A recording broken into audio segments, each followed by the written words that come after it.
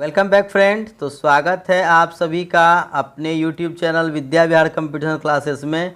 और RRB NTPC graduate level के एक नए सीरीज के साथ हम लोग एक बार फिर से उपस्थित हो चुके हैं। तो आज देखेंगे हम लोग इस सेट में बहुत ही मज़ेदार क्वेश्चन है और काफ़ी इम्पोर्टेंट है आगामी परीक्षा के दृष्टिकोण से। तो चलिए फिर शुरुआत करते हैं और ध्यान से सभी क्वेश्चन के जवाब को आप लोग सुनते जाइए और अच्छी तैयारी करते जाएँ।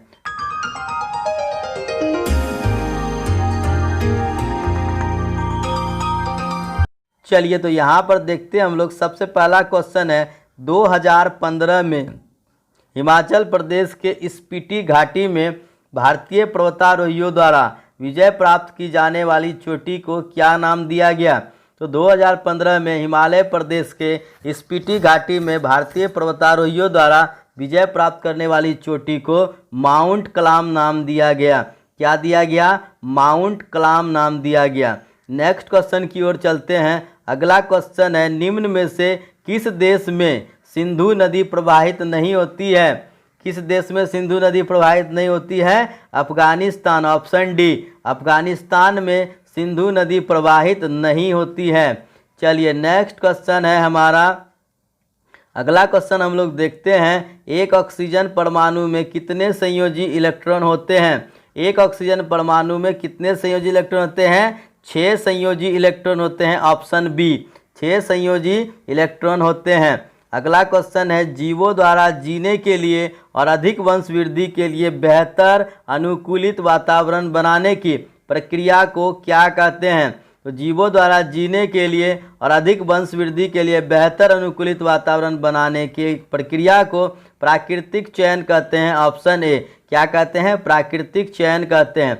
अगले क्वेश्चन की ओर हम लोग बढ़ते हैं। यूरिया का निर्माण कहाँ होता है? यूरिया का निर्माण कहाँ होता है? यूरिया का निर्माण यकृत में होता है। ऑप्शन बी, यकृत में होता है। नेक्स्ट क्वेश्चन है निम्नलिखित में से किस स्थान को नवंबर 2015 में नागरिक उड्डयन मंत्रालय द्वारा राष्ट्रीय राजधानी क्षेत्र में दूसरे हवाई अड्डे की स्थापना करने के लिए अनुमोदित किया गया है।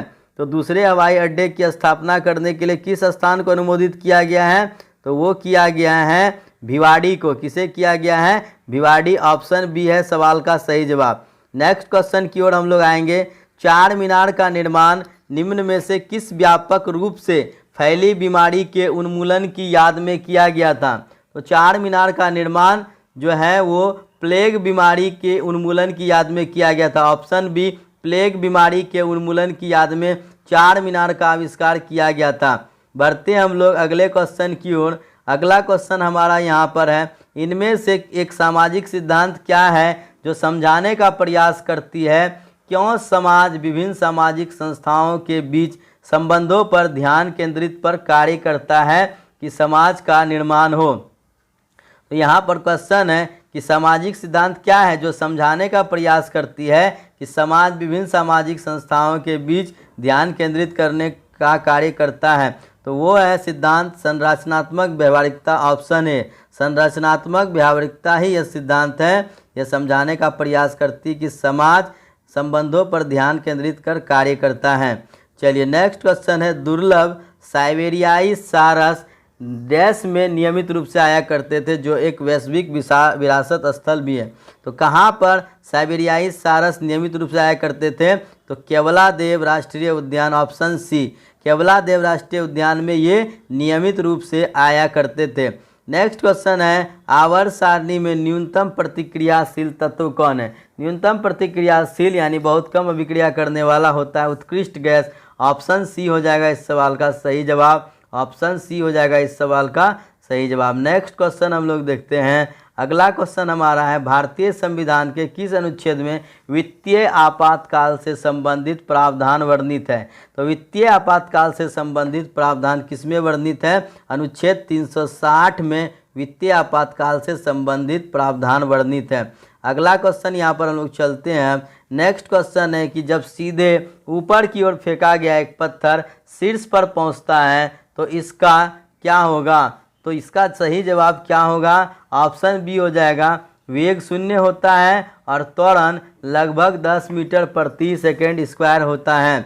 यानी जब टॉप पर पत्थर जाता है उस समय उसका वेग शून्य हो जाता है और त्वरण 10 मीटर प्रति सेकंड स्क्वायर होता है। ऑप्शन बी हो जाएगा सही जवाब। नेक्स्ट क्वेश्चन की ओर बढ़ते हैं।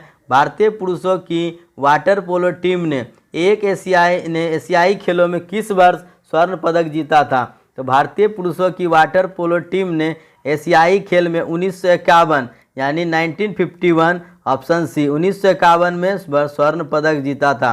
नेक्स्ट क्वेश्चन में चलते हैं। यहाँ पर अगला क्वेश्चन हमारा जो कह रहा है, निम्नलिखित में किसे बीसीसीआई के नीति अधिकारी के रूप में नियुक्त किया गया है? तो बीसीसीआई के नीति अधिकारी के रूप में किसे नियुक्त किया गया है? न्यायाधीश एपी शाह को नियुक्त किया गया है। किसे किया गया है? न्यायाधीश एपी शाह को किया गया है।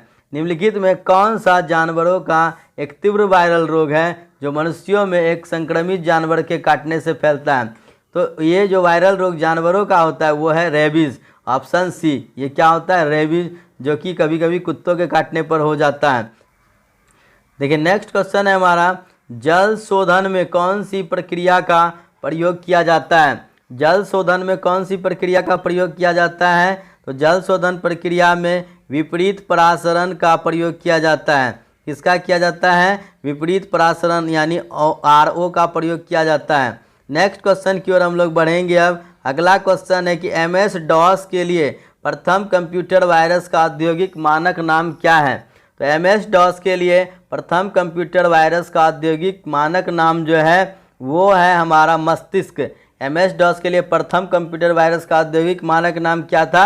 मस्तिष्क यानी ब्रेन था। ऑप्शन बी है इस सवाल का सही जवाब। नेक्स्ट क्वेश्चन की ओर बढ़ते हैं। वे मेटल डिटेक्टर जिनसे होकर हवाई अड्डों पर लोग गुजरते हैं वे किसके द्वारा संचालित होते हैं? तो मेटल डिटेक्टर जिनसे होकर हवाई अड्डों पर लोग गुजरते हैं वो फैराडे के नियम के द्वारा संचालित होते हैं। ऑप्शन सी फैराडे के नियम के अनुसार संचालित होते हैं। नेक्स्ट क्वेश्चन है, परमाणु बम का आविष्कार करने वाली टीम का हिस्सा इनमें से कौन थे? तो परमाणु बम का आविष्कार करने वाली टीम का हिस्सा इनमें से थे ऑप्शन बी यानी जूलियस ओपनहीमर थे। कौन थे?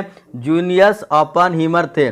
नेक्स्ट क्वेश्चन की ओर हम लोग बढ़ेंगे। अगला क्वेश्चन हम लोग देखते हैं जीके जीएस का हमारा क्या है। अंतर्राष्ट्रीय सौर गठबंधन किसके द्वारा लॉन्च किया गया था? अंतर्राष्ट्रीय सौर गठबंधन ऑप्शन ए यानी कि नरेंद्र मोदी जी के द्वारा लॉन्च किया गया था। अंतर्राष्ट्रीय सौर गठबंधन नरेंद्र मोदी जी के द्वारा लागू किया गया था। इसरो द्वारा निर्मित पहला विशिष्ट मौसम उपग्रह मेटसेट क्या है? तो मेटसेट एक भू समकालिक उपग्रह है। Option A.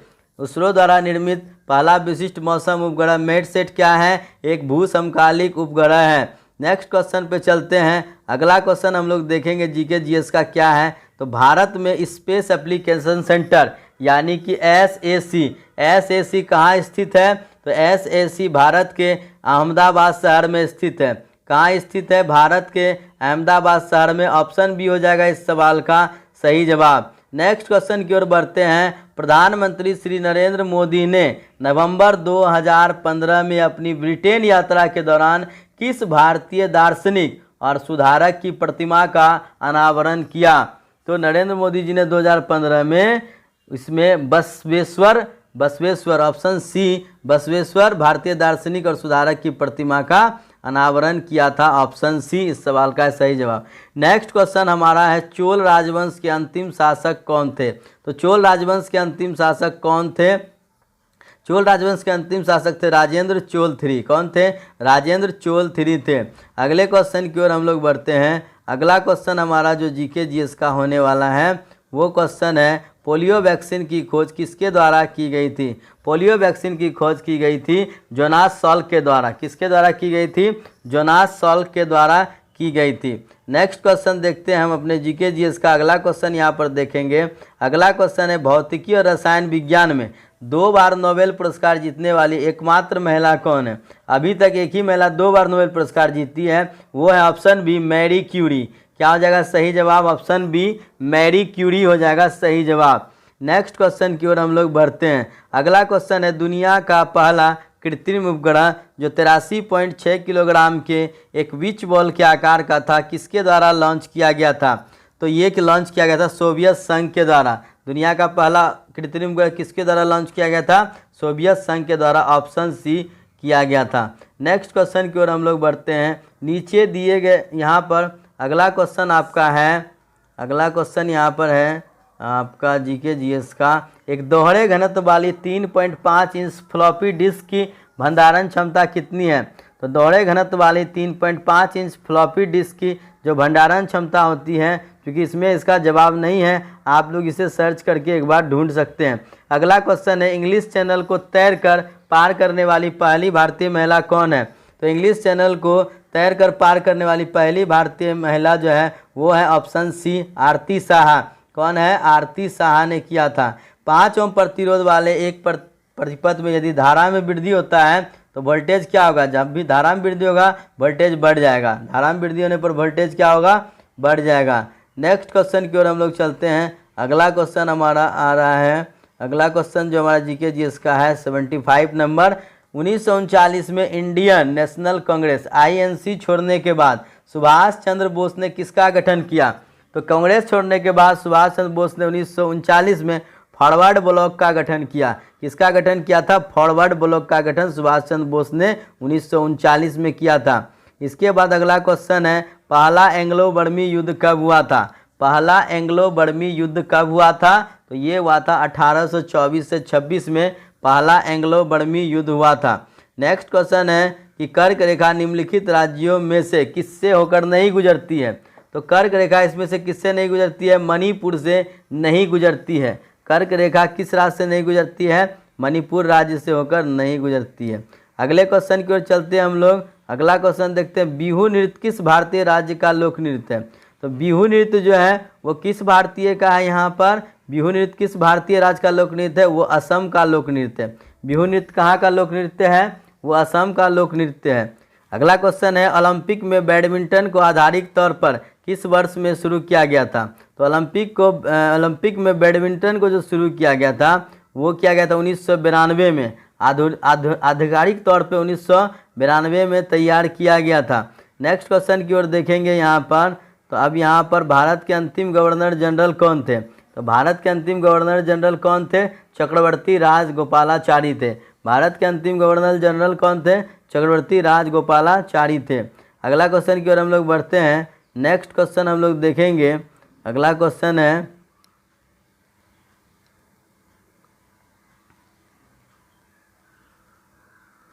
निम्नलिखित मंदिरों में से किसे यूरोपीय नाविकों द्वारा ब्लैक पैगोडा भी कहा जाता है?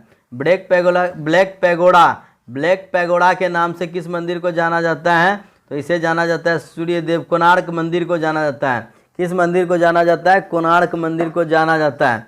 नेक्स्ट क्वेश्चन है, निम्नलिखित में से कौन सा राज्य संविधान की 6ठी अनुसूची का पालन नहीं करता जो जनजातीय क्षेत्रों के प्रसारण एवं नियंत्रण से संबंधित हो? कौन सा राज्य संविधान की 6ठी अनुसूची का पालन नहीं करता है? तो कौन नहीं करता है? नागालैंड राज्य नहीं करता है। नागालैंड राज्य नहीं करता है। अगला क्वेश्चन है कि जीवित चीज़ों पर मृदा के प्रभाव का अध्ययन मृदा विज्ञान के किस शाखा के अंतर्गत किया जाता है? जीवित चीज़ों पर मृदा के प्रभाव का अध्ययन किया जाता है एडोफोलॉजी में। किसमें किया जाता है? एडोफोलॉजी में किया जाता है। मृत चीज़ों जो है, जीवित चीज़ों पर मृदा के प्रभाव का अध्ययन किसमें किया जाता है? एडोफोलॉजी में किया जाता है। नेक्स्ट क्वेश्चन है, विद्या देवी भंडारी के बारे में निम्नलिखित में से कौन सा कथन सत्य है? तो विद्या भंडारी जी के बारे में कौन सा कथन सही है यहाँ पर? तो यहाँ इसका सही जवाब हो जाएगा, वह नेपाल की पहली महिला राष्ट्रपति है। विद्या देवी भंडारी जो है वो क्या है? वो है यहाँ पर नेपाल की पहली महिला राष्ट्रपति है। कौन है यहाँ पर? नेपाल की पहली महिला राष्ट्रपति है। तो इस तरह से यहाँ पर आज का जो यहाँ पर सेट था हमारा ये कंप्लीट हो गया है। काफ़ी इंपॉर्टेंट क्वेश्चन थे। आपको कैसी लगी कमेंट बॉक्स में ज़रूर बताइएगा। साथ ही वीडियो क्वालिटी अच्छी लगी या नहीं लगी आज ये भी बताइएगा। साथ में बने रहिए इस चैनल पर लगातार, ताकि आपको बेहतरीन तैयारी का मौका मिल सकेगा। तो मिलते हैं एक और ख़ास नए सेट के साथ। तब तक के लिए गुड बाय। जय हिंद, जय भारत।